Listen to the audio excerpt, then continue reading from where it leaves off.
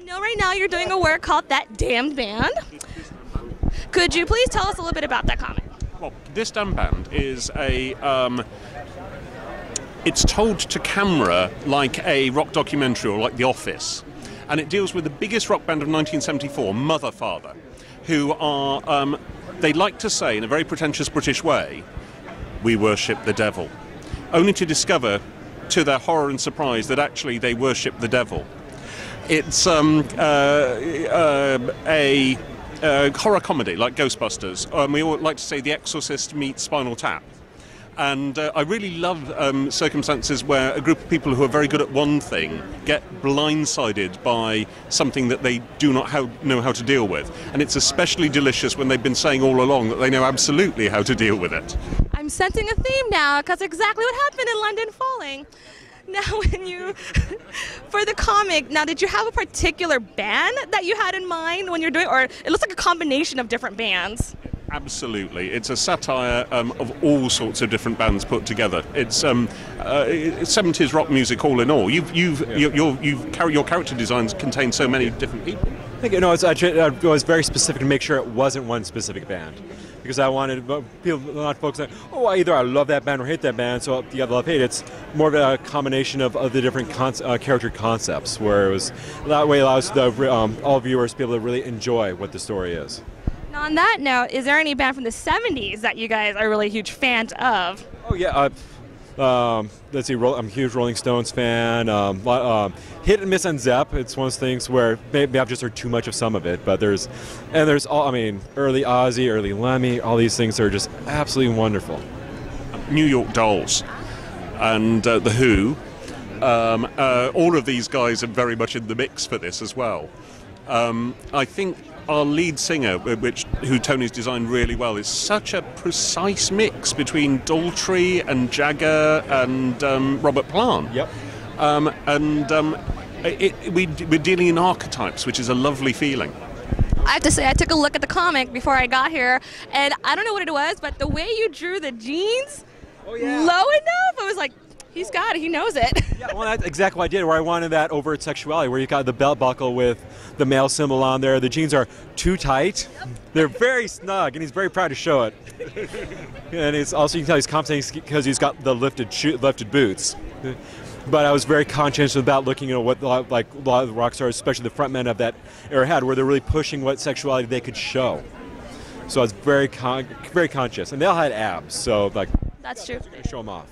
Yeah, I mean, just from what I briefly saw, I'm pretty excited about it, knowing your writing, and this is the first time I'm familiar with your work now, and it fits the whole style, and I'm already creeped out by page 2 for some reason. There's no reason for it, but I'm creeped out.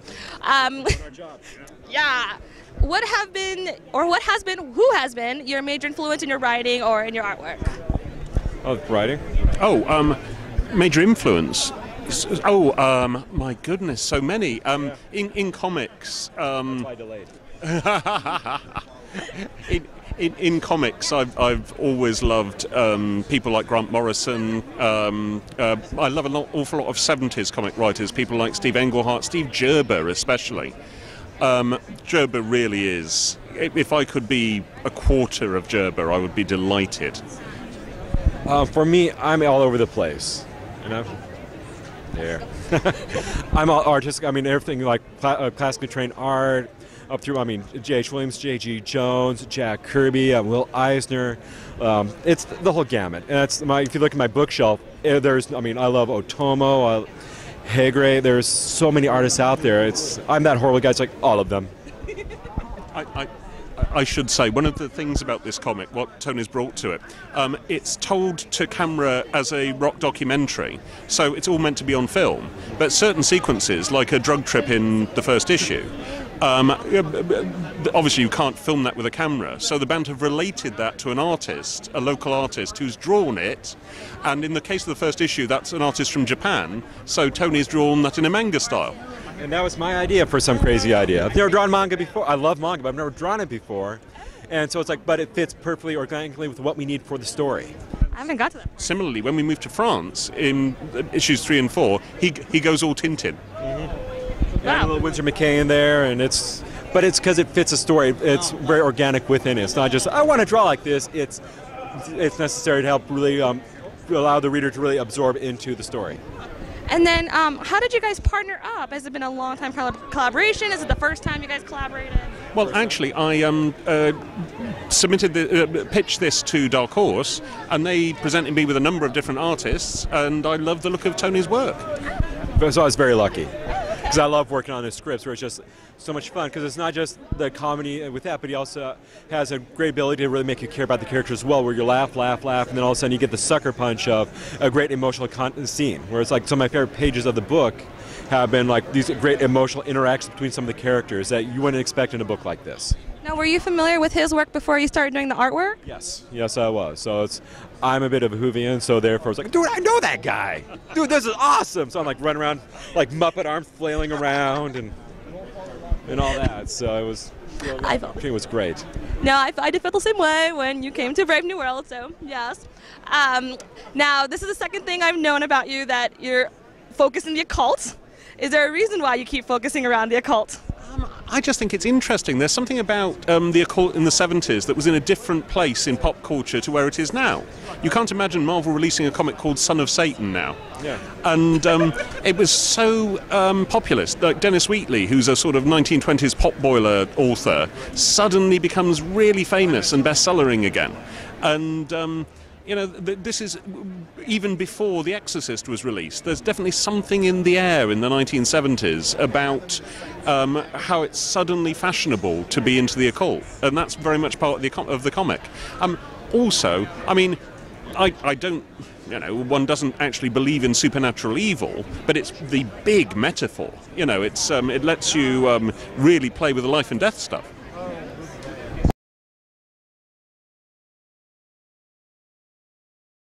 And could you tell us your name and what you contribute to Dark Horse?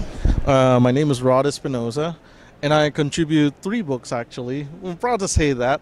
The original one is Courageous Princess. It's been around since the early 2000s. And then the next one was Alice in Wonderland. And the third one is A Christmas Carol with a female Scrooge. Oh. Yeah. And I know that The Courageous Princess is your own creation. Yes. Could you tell us a little bit about that one?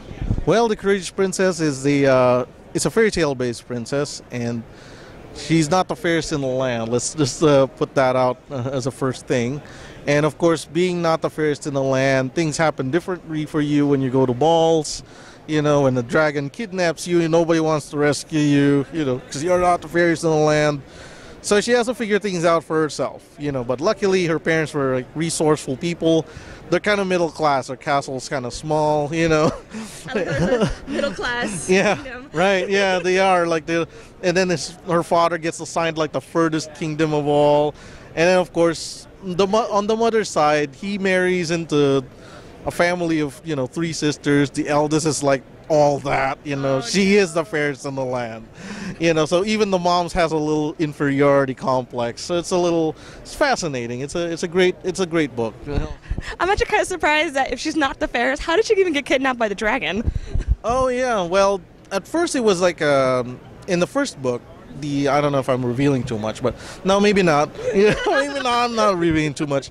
Well, the thing is, in the first book, the dragon is notorious for kidnapping princesses and holding them for ransom, right? And I guess we can infer that he kind of messed up or something, right, by kidnapping the wrong princess. Now he's not getting any money for it, right? And so it's like nobody's coming around. It is one of the earliest female empowerment stories.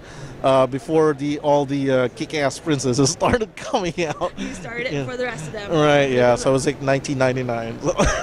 That's pretty way back there. But yeah, the sequel just came out, that's why I'm here. What was the inspiration behind Courageous Princess? During that time, there wasn't really anything around for that one. Yeah, well, I liked fairy tales. I like fairy tales a lot. I grew up reading, all the classics. So I always thought, whatever happened to the princesses that get rejected? Like when Cinderella shows up, yay, ever happily ever after. I always wanted to explore the story of what the other princesses that get rejected. For like the underdog. Yeah, exactly. So since you had to reread it, and of course, you've grown up, and you have a lot more experiences, did anything change in your thinking towards The Courageous Princess? A lot. A lot, yeah. I've matured as a writer, and I'm kind of thankful to say this. At the same time, I put people through like 10 years of waiting, you know. But behind that is 5 years of my making it, you know. So it's really only 5 years, but now, you know, 10 years because of between releases. So anyway, I've matured as a writer, and I know more now about stuff, you know. And this is the decade when Pixar became big, you know, and Pixar was a big influence on me too. And one of the things I learned in Pixar is Plan A never works. I'm like, Plan A should not work when I'm writing my stories. So I picked it up from there. So, you know, like, okay, aside from that, like, writing more gave me more experience. And in between that, I wrote like a lot of, you know, I drew a lot of American history books, which you'll find, you know, like a lot of online somewhere, you know, Amazon. There's like 40 some of them, you know. Yeah, so you'll see Rod Espinosa do Ben Franklin and George Washington. So, you know, not my usual fantasy, you know, elves and, you know, warriors hacking into each other, magic and princesses, you know, and fantastic creatures. But now you'll see like, oh, you know, I actually had to draw a period costume. You know, so I was like, oh, it's pretty interesting. And then I did Shakespeare, you know, so they had more period costumes, you know. But those were a lot of fun. So you totally went off. The normal realm, and then you went Right, yeah. That became like the quote-unquote day job for a while. Okay. So, you know, it was like, because, you know, you're a freelance, you just say, hey, I'll take that project, come on, give it to me while, you know, you have to make the hay while the sun shines kind of thing. And then the characters in Courageous Princess, are they inspired by any real-life people, your family or your friends?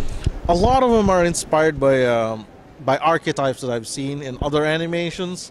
I was talking a while ago outside with a fan about Nausicaa, and Nausicaa was one of the key influences in my life.